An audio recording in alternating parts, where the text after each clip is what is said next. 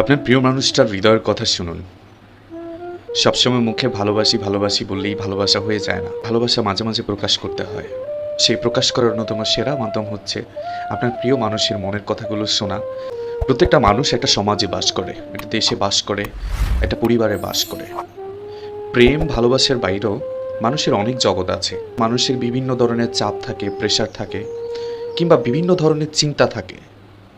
একটা মানুষ কিন্তু শুধু প্রেমেই সীমাবদ্ধ না, তাকে সমাজে চলতে হয়, পরিবারের সাথে চলতে হয়, সব কিছু মেনটেন করে চলতে হয়। এই যে মেনটেন করতে করতে তার মনে হতাশার জন্ম নেয়, তার মনে চাপ জন্ম নেয়। সে অনেক কিছু বলতে চায়, বলার মানুষ খুঁজে পায় না। যদি আপনি কাউকে ভালোবাসেন বলে দাবি করেন, তবে অবশ্যই আপনার ভালোবাসার মানুষটির হৃদয়ের কথা শুনুন, মনের কথা শুনুন। ভালোবাসি এই করবেন সেই করবেন কত কী ভাবেন, কিন্তু সবার আগে যেটা খুব বেশি জরুরি সেটা হচ্ছে আপনার প্রিয় মানুষটার মনের কথা ভাবা, আপনার প্রিয় মানুষটার মনে কী চলছে সেটা বোঝা। তবেই ভালোবাসা পূর্ণতা পাবে।